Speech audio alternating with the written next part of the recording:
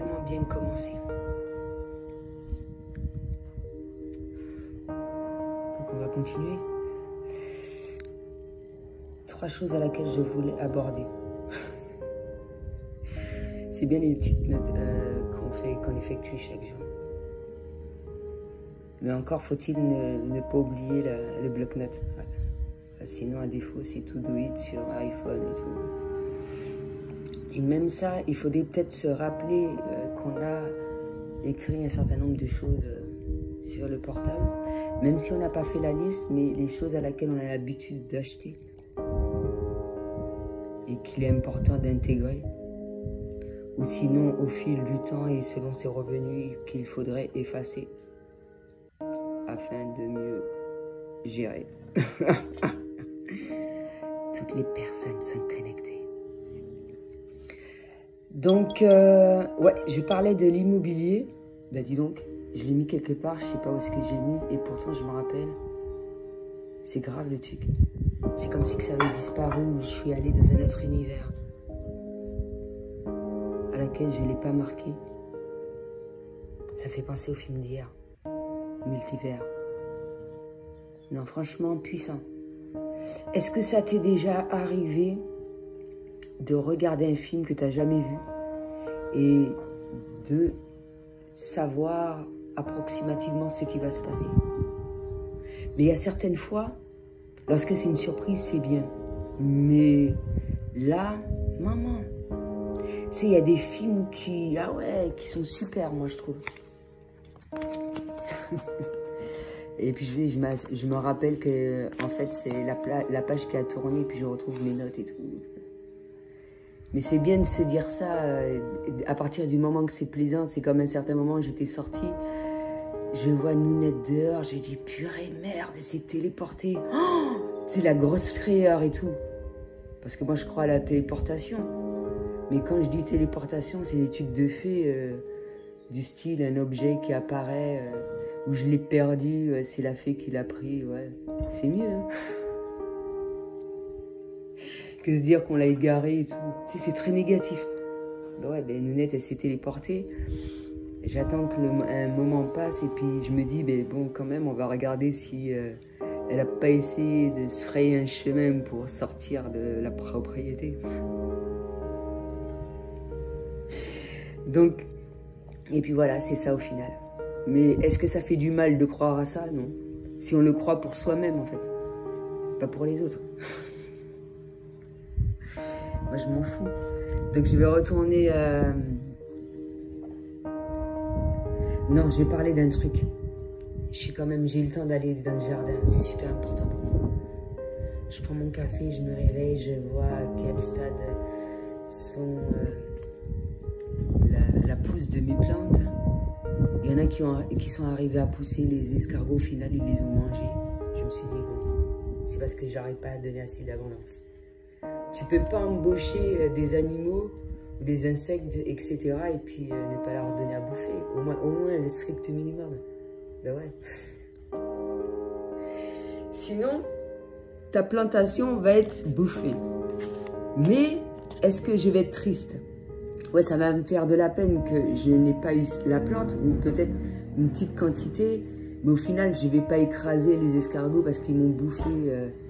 C'est pas de leur faute, merde. Ils ont le droit de bouffer. Tant pis pour ma gueule si la récolte a été mangée. Dans ces cas de figure. Mais après, à certains moments, ça va être dû à une injustice. Même si c'est pas trop agréable, ce que je vois, c'est que, comment dirais-je,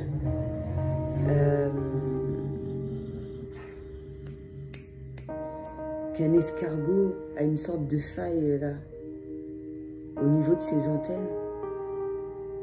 Je me dis que, ouais,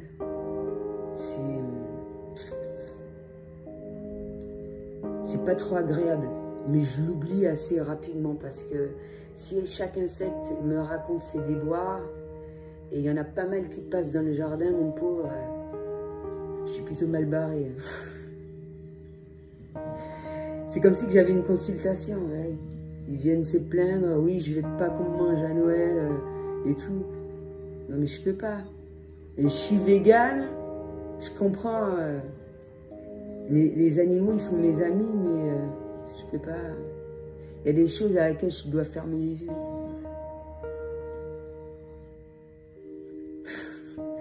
Et en même temps, non, pour l'escargot, non, l'idéal, c'est pas qu'il ait une fracture du crâne, même s'il a une grande ouverture d'esprit, il doit faire face à tout cela. Quand tu vois que les abeilles ont un rôle bien spécifique pour inséminer les plantes et puis qu'elles prolifèrent. Et qu'à la place, il faut qu'il y ait une guêpe africaine, parce qu'elle a une cuirasse assez... tu vois, c'est des gardes du corps. Gardes du corps, bien, une bonne cuirasse, tout ça. Eh ben, elle se charge d'une fleur très onéreuse. Il y a comme salarié une guêpe africaine, pas plusieurs, une seule. Et un lézard, un anolis. Il m'a dit oui, hein, qu'il veille sur la fleur de lys. Nos fleurs de lys dans les cheveux d'Esmeralda. Après, si ça pousse, ça pousse. Déjà, je l'ai trouvée en piteux état. Mais je l'ai senti qu'elle allait pousser et tout. Et puis, des fois, elle peut pousser, ne pas pousser, on s'en fout.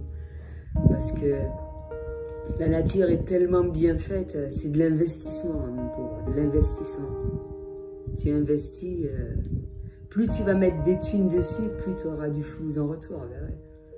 Même si tu as une perte, ça va t'être remis au centuple. Moi, je te le dis. Parce que moi, j'ai une déception, alors que je voulais avoir un lys dans le jardin, je vais le trouver dans la nature. Je vais le retrouver sauvage. Des fois, c'est les animaux qui vont la créer. Des fois, c'est un oiseau qui va l'apporter et, mine de rien, l'oiseau, parce qu'il y a des oiseaux migrateurs qui passent par ici. Ben oui, ils emmènent la fleur, bim, une orchidée sauvage. Ben ouais, mais c'est pas que pour moi qu'ils ont fait ça, mon pauvre. Tu croyais quoi? Ça arrive à tout le monde. Tu as envie d'avoir une fleur bien spécifique, tu le veux dans ton fort intérieur, t'investis ou pas, ou de multiples manières. Voilà, de la même manière, ça peut être rendu de manière pécuniaire, mais si on peut te rendre les graines, ou bien le fait que tu achètes un produit, voilà quoi. Tu vois pas le cadeau qu'on t'offre, le fruit en lui-même et les graines. C'est un beau cadeau, c'est merveilleux, moi je te le dis. Donc t'en profites.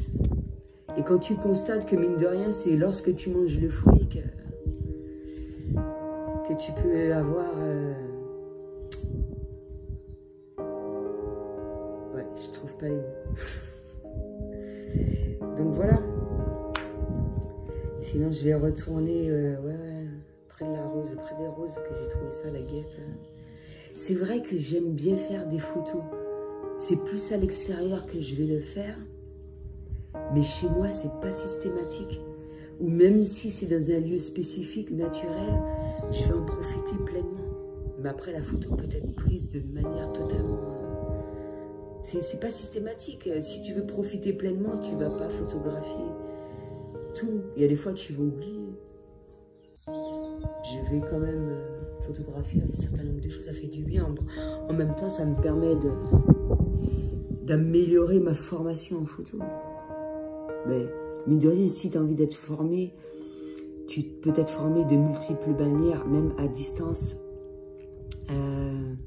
Et au sein de la nature, c'est au centuple. Au centuple. Et c'est ce que je faisais près de la mer. J'apprenais des choses incroyables. À travers les animaux, tout ça, c'est génial. J'ai un court moment où j'ai fait un retour sur Peppa Pig. Je l'avais acheté par le biais d'un petit magazine, 1-2 €, le premier, le deuxième, et puis j'achète le reste de la collection. Je crois que c'est ça, ouais. Parce que les enfants, ils aiment bien le Peppa Pig.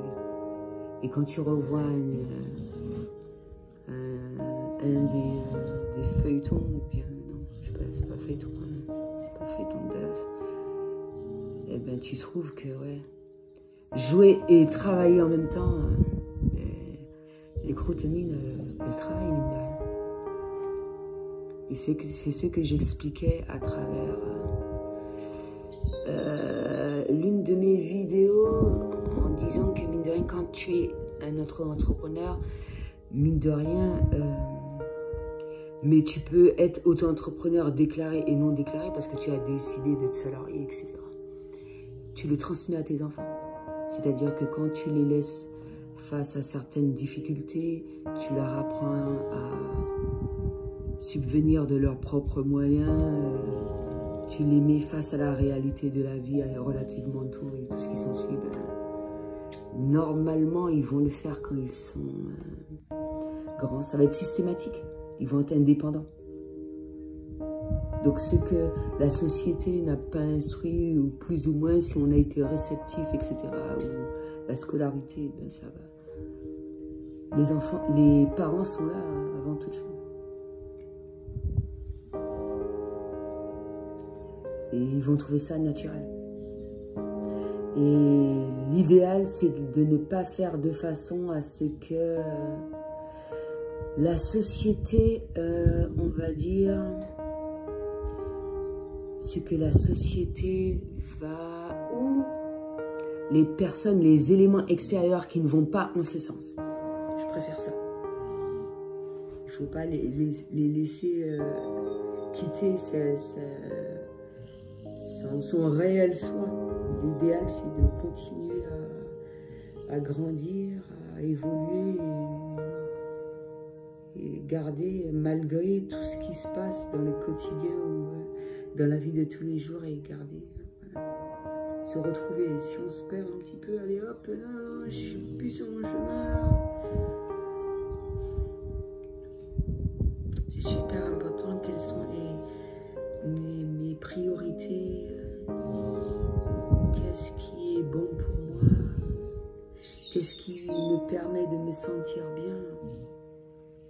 Ben, c'est comme avant de faire la vidéo, j'ai pulvérisé de l'huile essentielle.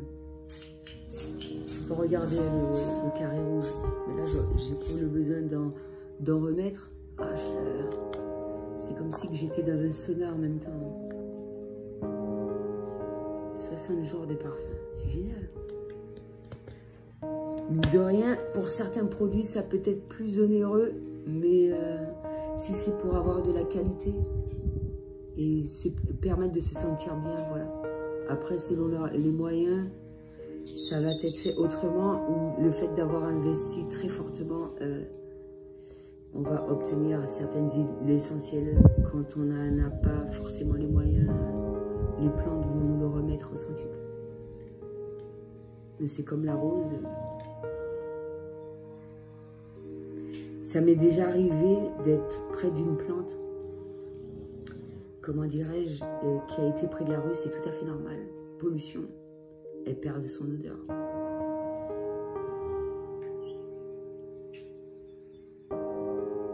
Ça va être une plante comestible, il est préférable de ne pas l'ingérer. Et là, s'il y a tous les éléments pour, c'est tout à fait normal qu'elle ait des valeurs nutritives au centuple, de bonnes saveurs et tout ce qui s'ensuit. Et c'est ça l'idéal, mon projet. Et j'en avais parlé, que j'ai vu quelqu'un qui a fait ça à travers une vidéo, et j'ai trouvé ça prodigieux ce qu'il fait. Et c'est des années de travail des fois. Donc quand tu vois que tu peux avoir des graines achetées dans le commerce et des graines naturelles, et voir comment elles évoluent sur un même terrain, le faire hors sol, et qu'elles changent par rapport aux éléments extérieurs, l'évolution, etc., afin qu'elles soient suffisamment fortes et qu'elles gardent ses valeurs nutritives, c'est prodigieux. Quand tu as plusieurs personnes sur ce même style de projet, on peut avoir que des choses absolument géniales. L'idéal, c'est d'avoir le maximum de personnes et d'échanger et de faire avancer le schmilblick, on va dire.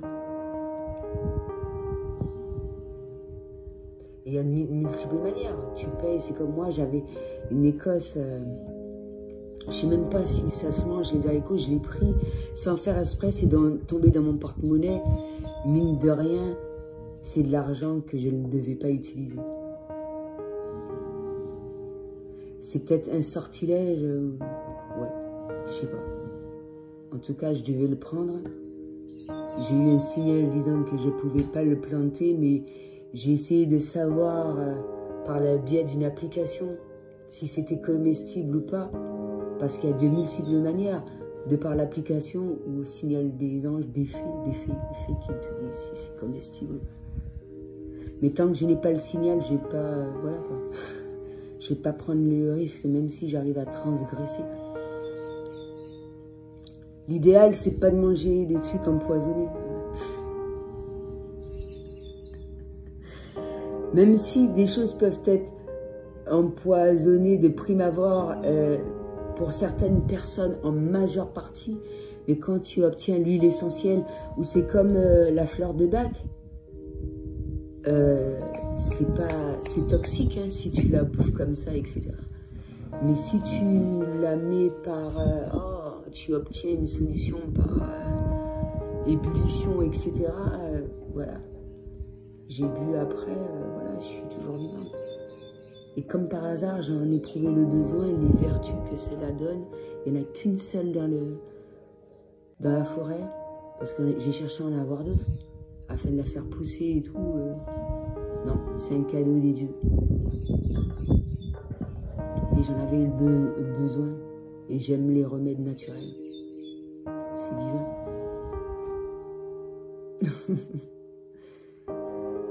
Quelle fleur de bac, Star of Bethlehem, 17-17.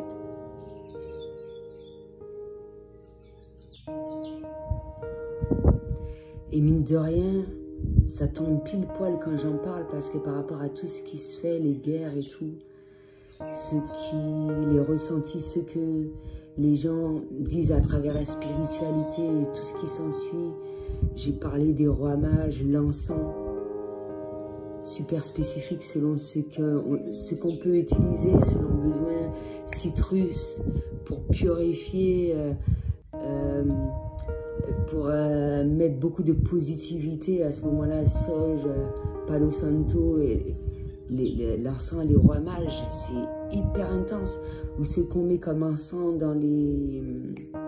Là, on trouve les moines. Voilà, pour purifier une maison. Donc, je retournais à Star of Bethlehem, des choses à travers l'histoire qui se sont produites et que c'est waouh.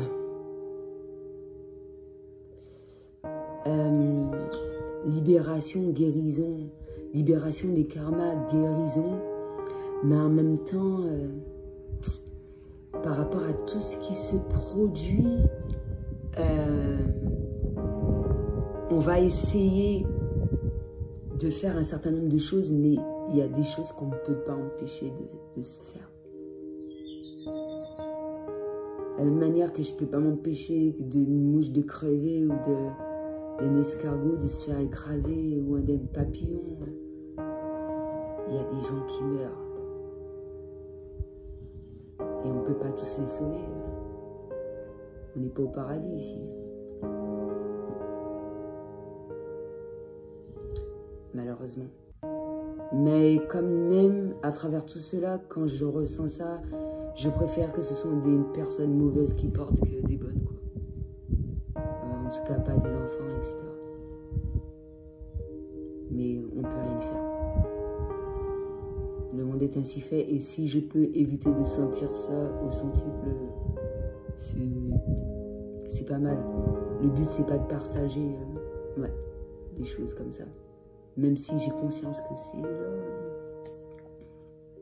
Donc voilà, et ça,